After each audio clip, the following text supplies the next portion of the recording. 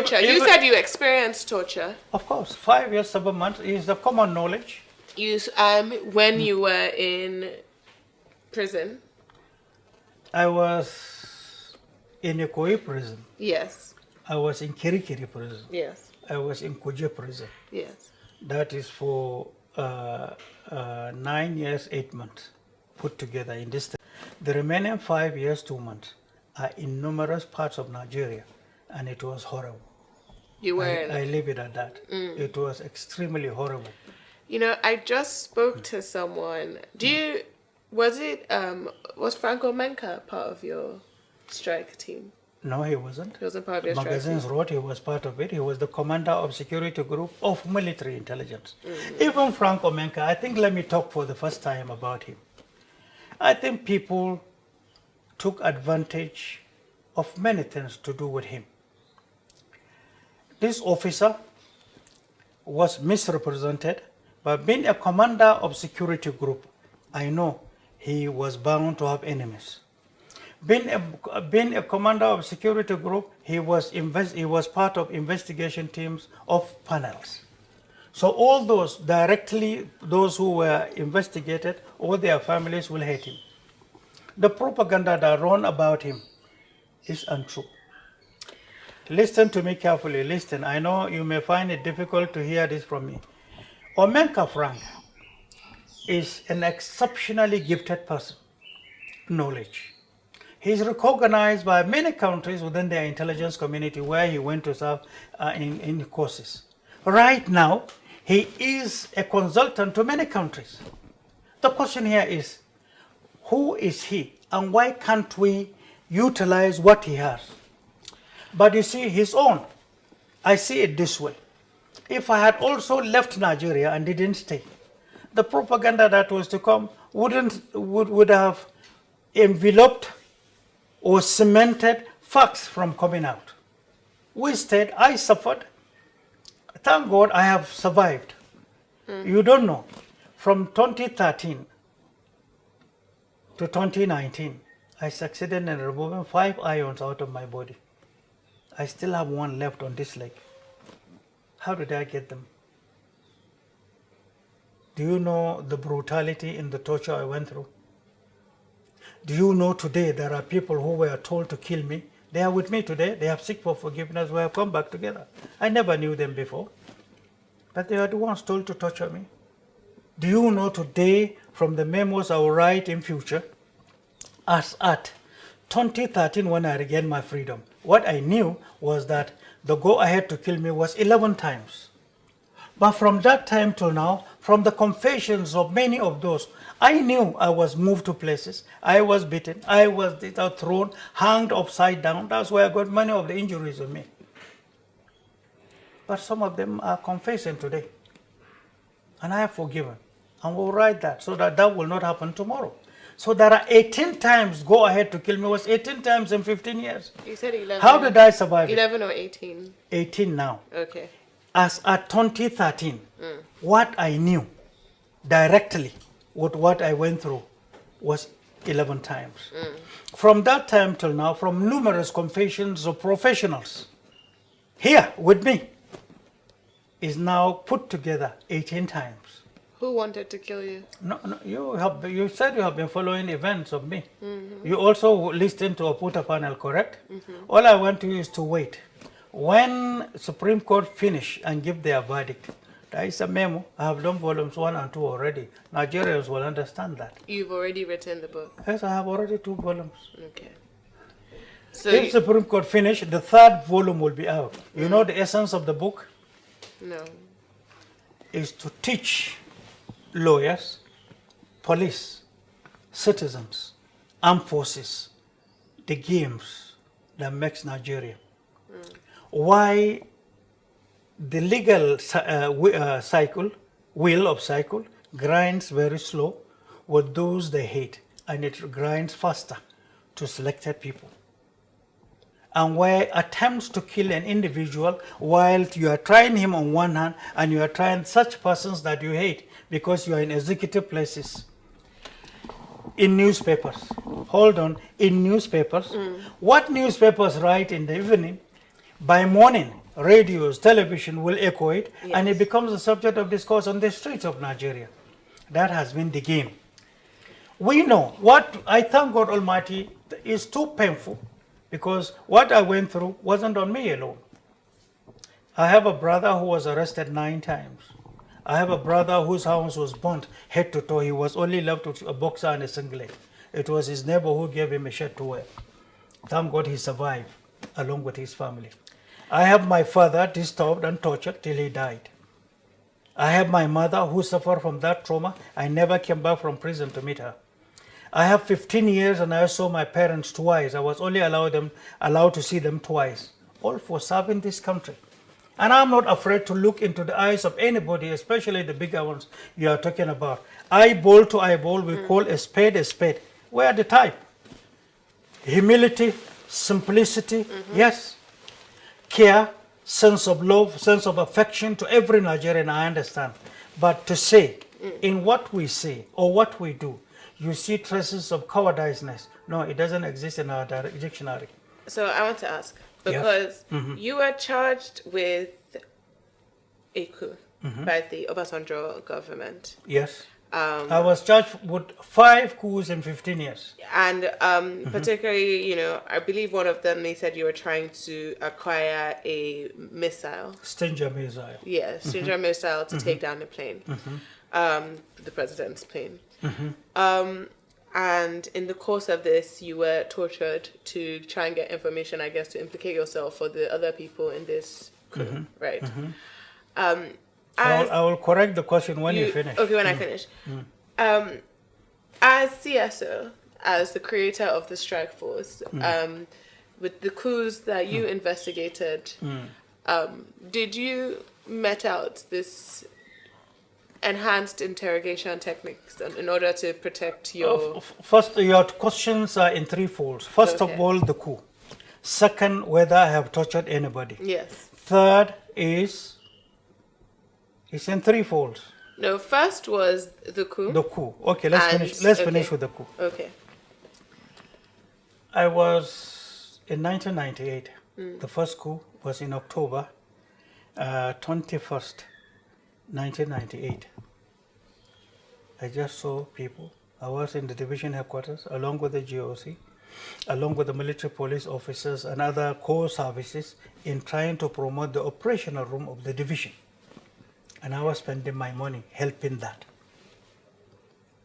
Not government money, not army money. All I was told was that you were staging a coup. And one of the newspapers... Was it October or November? October 1998, 21st. Okay. That's the day I was arrested with coup. Okay. So my travel started from there. That's all.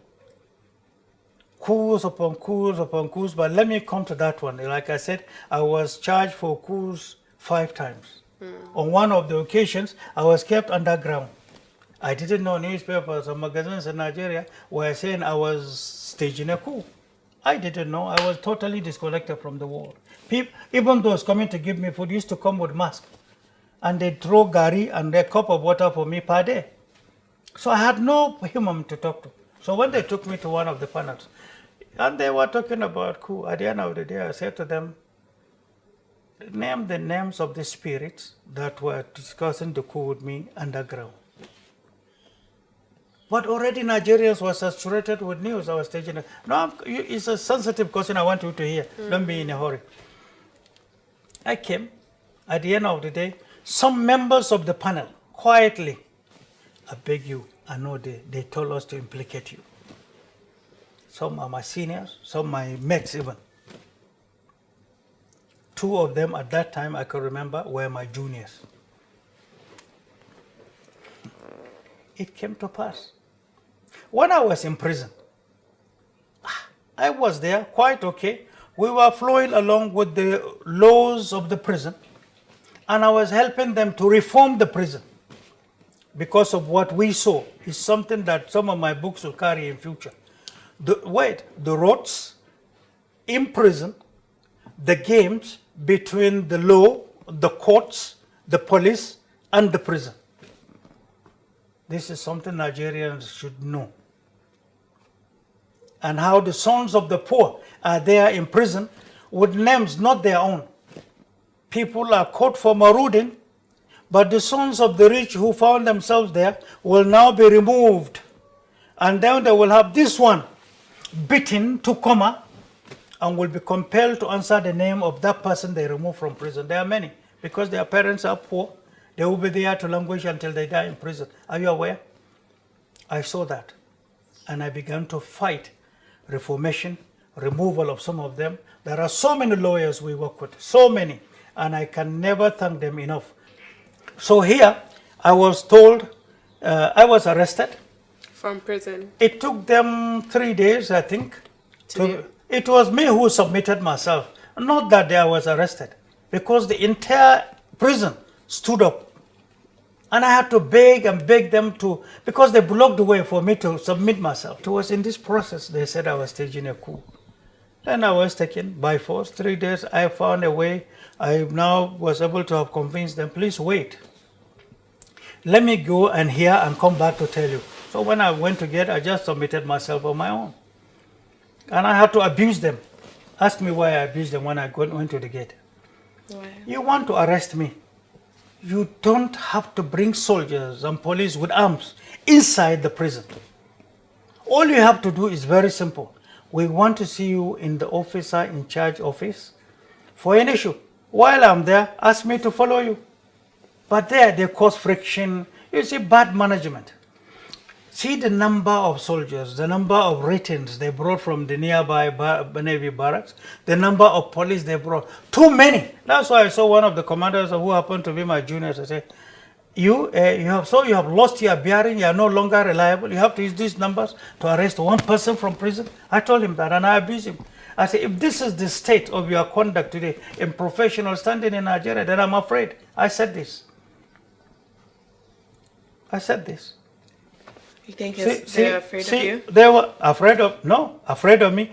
If you do you need a rifle to arrest me from prison? I'm already under arrest, under custody, and you are bringing such number of troops, blah, blah. All they want is to justify that I was difficult, is to justify some little money going into their pocket. That's why the moment you monetize the security of your country, you have killed the country. Don't look at the propaganda side of this. Look at the ethics. Your peace first, your stability first, your growth as a country. Today, look at what we're doing. Military doing police work for 24 years. Fighting Boko Haram in a country, that is not the role of soldiers, that is the role of police. And that's why when I was campaigning and examining the country, I am an advocate of another body completely in our waters and in our land, and in our waterways, in our mountains, and then on our borders. These are the gaps they are using in exploiting Nigeria. Unless we know what we are doing, we are heading to the rock. Caught me. On the coup, I went to a panel. They brought a narrative and said I had already bought a Stinger missile and I was to bomb the president's helicopter when it comes over flying Kirikiri. That's the narrative. I looked at them. I looked at the cream of officers in the panel. They were around 19, if I can still remember. This was the year 2004 and 2005. So I said I should comment. I said, I'm disappointed. And that's all I said, and I mean it. Before God Almighty, I will repeat it. There was a general then who was my senior. And I said, I'm disappointed if you can accept such a narrative of whom he is there in prison with special restriction on only 5 of us. We were not allowed to see visitors the way the worst armed robber in Nigeria could see visitors.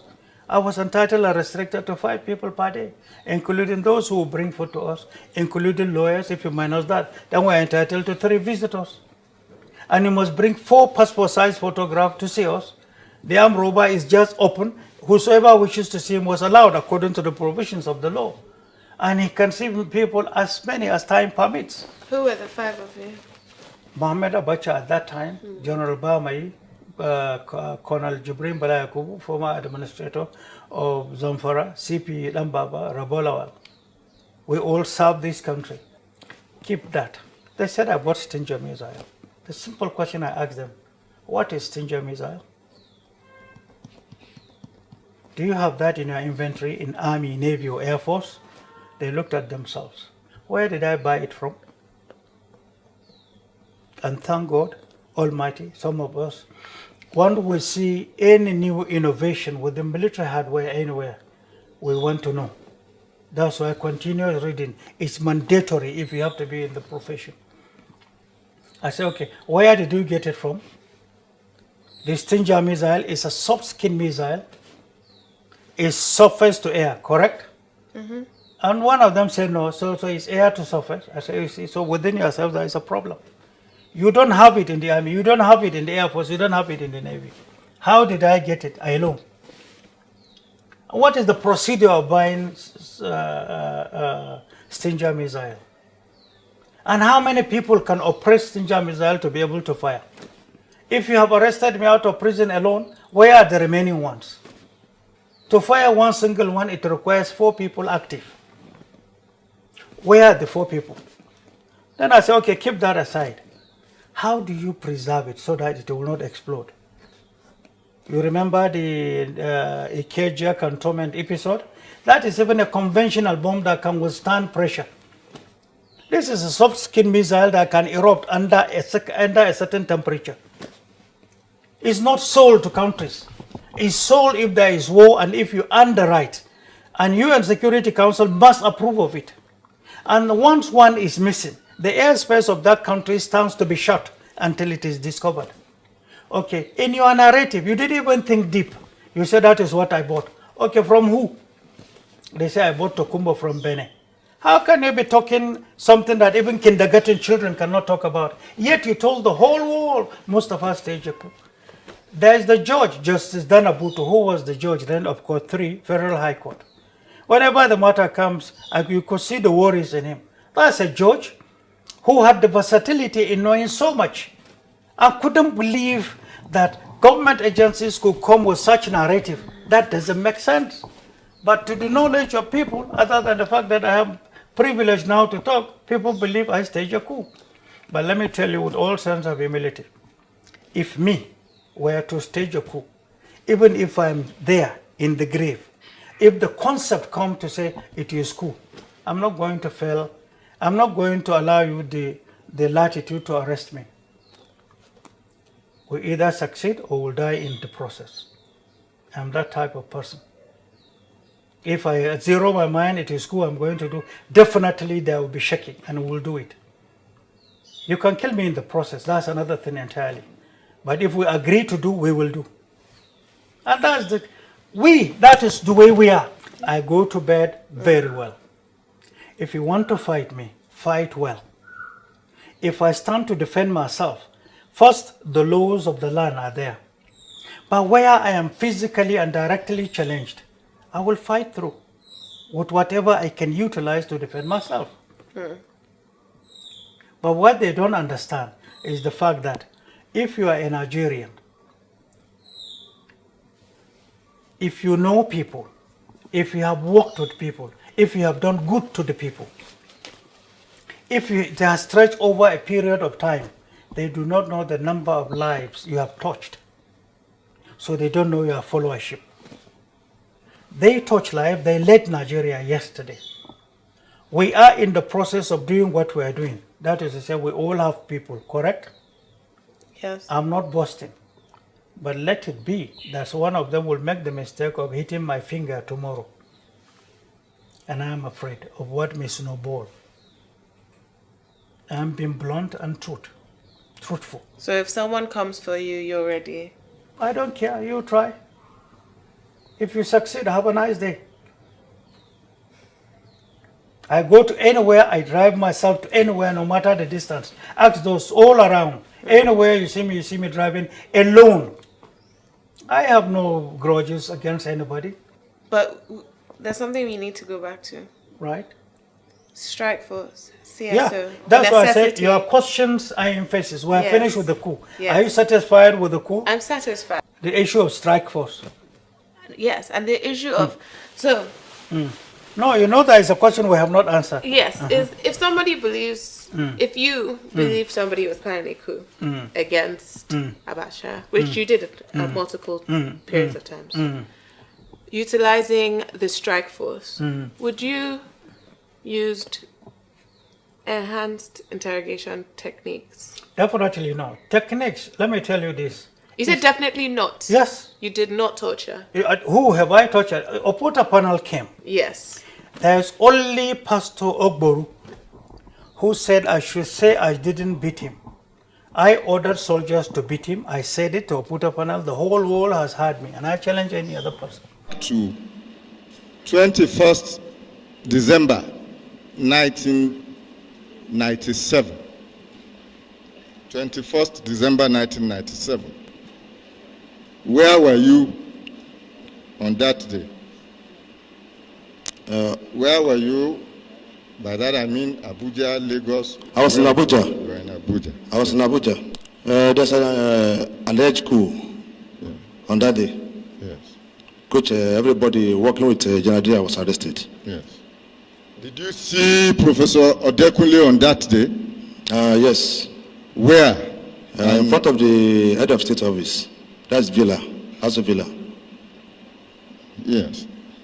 In what circumstance and under what conditions did you see him? He was being tortured. Yes, explain what you mean by. Yes, was being tortured by security men.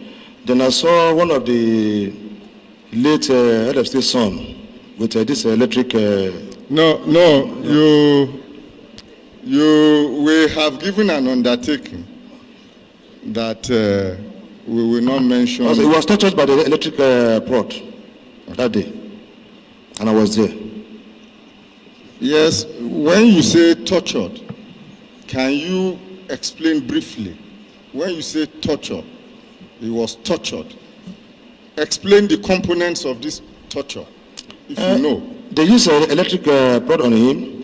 Then this cold water, the remaining one for me, they used for him. Yes.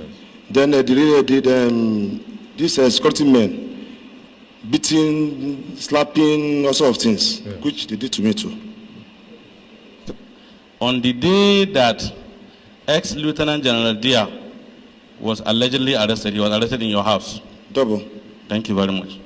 Will I equally be correct to say that you, in your capacity as his chief detail, made effort to shield him from arrest?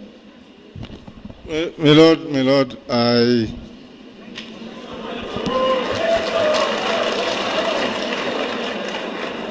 Yes, sir.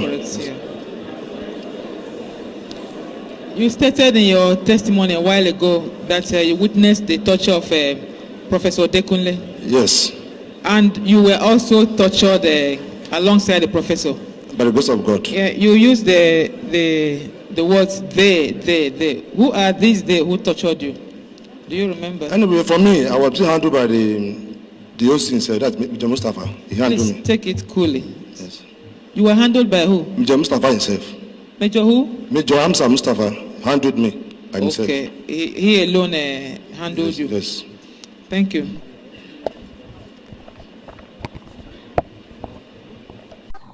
You don't know my character. You don't know my background. You don't know my attitude. You don't know the way I am. Do you know why I said soldiers should beat him? He was arrested after he dropped his senior brother, who was the mastermind of the coup of 1990, April 22nd. On his way back.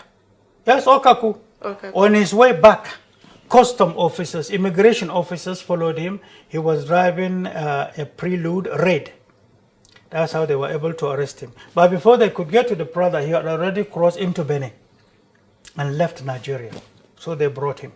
Now, soldiers who lost their families in Ojo Cantonment, those who lost their families in Mile 2 Signal Barracks, in Arakan Barracks, numerous soldiers died and their families, because many of those who were used in 1990 coup were under the influence of drugs. Some for the first time. And to tell you the painful aspect of it, most of those who participated are people we know as family members. For example, one of them, Lieutenant Ode. Lieutenant Ode's father was my soldier. I was the one that helped him into the army. He goes to the NDA.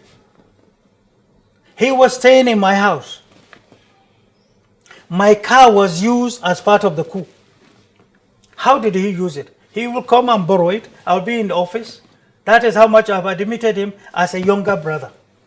But he was attending coup with it. On the day they were executing the coup, I was leaving security group in the night because they had arrested 6 containers of arms and ammunition. And I got the information and we seized it, so we were taking stock of it. We were fasting. I left the office some minutes to 12. It was Captain Nonju, my immediate senior then, who was part and parcel of them, who came to me and said, I didn't know what they were planning that time. There was total intelligence failure in Nigeria. And then the entire intelligence community admitted that there was intelligence failure. He was the one who asked me, he said, Mustafa, this working midnight, who is paying you additional salary? He discouraged me and advised me to go home. Go with your fasting, go and pray, blah, blah. I left the office. He was a member of the same security group in the same military intelligence. It was on my way coming back that I decided to say, let's see the security of Abuja. Rather than coming through Levantes, maybe if I had done so, I wouldn't have been here. And I don't know what directed me to go through Mile 2. Mile 2, Tinkan, all of what was I looking for? Maybe roadblocks, patrols around Abuja. I came down through Tinkan to Mile 2. So you mean Lagos? To Mile 2, around Lagos. to Mile 2 in Lagos. Yes. It was there when I was just in Mile 2 coming down, trying to join the road. I saw G5s were passing with soldiers in it, numerous soldiers. So what did I do? The last bus that was going, I followed them. You followed them? I followed the last J5 in front. I made statement. I followed the last J5 into Lagos. It was when we came to Obalende that I knew there was problem. The J5 dispatched to numerous places. Then I had to do through Obalende, pass through by the radio house, that narrow passage, through the archives to the secretariat. That also became a problem. I couldn't pass to get to my house in Ikoyi. It was then I could hear the sound of big guns happening.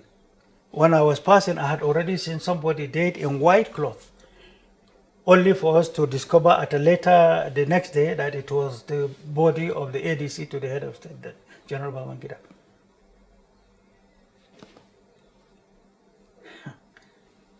Then I got home. I was able to have packed my family and kept them somewhere. My wife can tell you this story. And then with my son, who was, I think, how many months old then, I put them under staircase, switched off the light. The soldiers in the house, I had to bring them out. Then left. Then that was how we were able to now come back. Only at the end of the day to be seen to be arresting our own brothers. Because in the military, we have no business where you come from. You are a brother.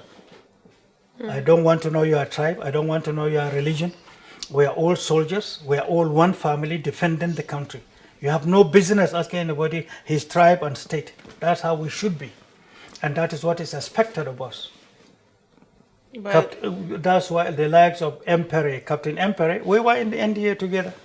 They were our seniors. They trained us and molded us. The likes of them, the same Captain Nonju, at the end of the day, they all spoke within themselves. And it happened. So you see, it doesn't matter what. Once part of you is affected, it is affected. So they were killed innocently. Do you know why I call it innocently? They were convinced by the propaganda of that time to fight the government of General Babangida. Many of them believed that it was the entire country that was doing that. From the contents of the speech and the rest of it, they lost their lives because that is treason. That is the law. So because of that, you told the soldiers who had lost to flog him? No, for flogging him. This is what happened. When they brought him, General Raja Rasaki was the governor of Lagos that time. When they brought him, soldiers had already known that this was the brother of Ogboru who initiated the coup.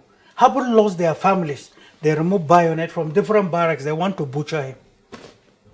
How do I secure him alive was the problem. my seniors, generals, colonels at that time, what was my rank, a captain? They had already run away and left us around. How do I make sure he's kept alive? So I asked the soldier, I said, take this koboko. He said, koboko him. Then I rescued him into the office and tied, and now commanded the soldiers outside. That is how I was able to save him. That koboko was what saved him to still be alive. He's a pastor today. That's why at that place he said, no, he didn't know what I did to have kept him alive. If I had just sat back and watched, they would have butchered him dead, because the pains of losing their families, their children, was what was now reported in all the barracks in Lagos. Their children. A lot of children were fired. Numerous dead bodies. Ikeja cantonment was horrible. Ojo cantonment was horrible. Arakam barracks was horrible. Mile 2 barracks was horrible. They shot so many. You see that, like I said, many of them were not operating on their own. They had syringes in their body, would had drugs, and then they tied with solitaire. That's how they were fighting. People in Bonicam, the death, you never had that. The military were able to conceal that. If they had allowed this information to have filtered out, that would have been something else. That was managed. You said they had drug syringes. Yes, they were arrested with syringes in their hands, most of them. And they have taken drugs for the first time. For the first time? Many of them. These are our colleagues. We were trained together, brought up together. These are people I can go to sleep and trust my rifle in their house. This is how close we were. But they found themselves in a state of prison. You know, if Nonju, for example, if not because of that closeness, he's 27 corps in NDA, I'm of 28. He was the one who asked me, go home. And that's my senior brother. Ode, who was doing the thing, borrowed my car and asked me to stay at home. What the hell? Why? What do you mean? Because he couldn't. I helped him into the army. What was his rank? Second lieutenant, 1 people. But they got this boy who was an instructor in Jaji, an excellent soldier. From head to toe, that was a real soldier, naturally. That's a colossal loss to Nigeria. Americans that came and were training people for paratroopers course, they found in him a worthy instructor. Not only a student, but a worthy instructor. Do you feel that you guys made mistakes when it came to your use of force? As far as I'm concerned, I haven't. And the one I did, I mentioned it in a Puta panel. In human psychology, we belong to different classes. Colonel Frank is a student of one. He got trained there in Spain. He was in Spain when I was a lieutenant in military intelligence. They were among the few who were trained on the art of interrogation in comparison with cross-examination in a court of law. In 1984, January, when President Buhari then was military leader. So most of the political officers who were arrested were there. So one of the initiatives that came to the head of then Captain Frank, I was then a lieutenant, was the fact that since all you want is for them to make their statement towards recovery, if you remember, maybe you were not there then, 1984, when the military head of state, then General Buhari, came to power, was for the entire intelligence community of Nigeria to make sure the recovery of stolen money was gotten with speed. Many of the elders who were arrested, governors, ministers, were arrested. So Frank now say, look, we can get this idea with ease. With interrogation. No, we're here. Don't be in a hurry. We can get this thing, we can recover this money with ease. So we should get biros. Biros were given to each detainee in his room. And pencils and biros were given, and guidelines was given. And where they were kept was in Bonicam, special guest house in Bonicam, where the seat of government was operating. Then from there, before the other barracks was set ready. So he issued an idea. He said, we will make an announcement in the hall, since it is every door was open and all the detainees could hear. If we make from one end, make an announcement they could hear. He said, and I quote, gentlemen, this is a military government. You are advised to utilize the papers before you and give an account of your stewardship at your own pace. But if you fail to do so, and if you don't want to do so, please indicate because this is a military government under a state of emergency. Government is ready to shoot whosoever and throw him into the ocean right behind us here for the sharks to eat. No shark there. But then whosoever is worried is in captivity, anything he said frightens the person. Frank did it for Nigeria. So what they did at that end was he now called for a stretcher from ambulance that was outside, meant to serve them in case of any problems with the detainees. And then So psychological warfare. psychological warfare is not allowed in law, but is allowed in security from the books. That's why I gave you referrals of the books so that you can read. Now, from this perspective, he made that announcement and said, anybody who fails to, were empowered to shoot the person and throw him into the ocean. It's not true. But this is what they did. At the end of the hall, a soldier was kept in one of the rooms, unknown to the detainees because each person was in his own room. Then they entered and stage managed. Your Excellency, are you ready to talk or you're not ready to talk? I cannot talk. Who the hell do you think you are? But he spoke nasty, but it's arranged. He will say, okay, say your last prayers. Says, Bishop, help him pray because we are going to carry out these orders. He will be shot right now. It was balloon. That was boom, and he shouted, yay! He fell down. It was stage managed. They put him on a stretcher. The bedsheet, white bedsheet that covered this body, that they didn't know who, was from the chicken from their lunch that was prepared for them. They smeared the blood on the bedsheet. And then they saw somebody covered, and there's blood in the bedsheet, and they took him from across the whole hall. So all the rooms left and right, all the detainees saw. That was the genesis of them making all their statements. And they revealed so much. But this idea, nobody was shot, nobody was killed, but it was psychological. When they saw him pass, they were asking for papers, additional, to justify that they were working. And at the end of the day, the special investigation panels that were established at that time used that as the foundation for the investigation. Monies were recovered for Nigeria. But all of them, when they were released, they saw in Frank the one who was shooting them in detention. So even including when you were under his dungeon? I was locked. I was beaten. I'm badly beaten too. So maybe not everything was stage managed then?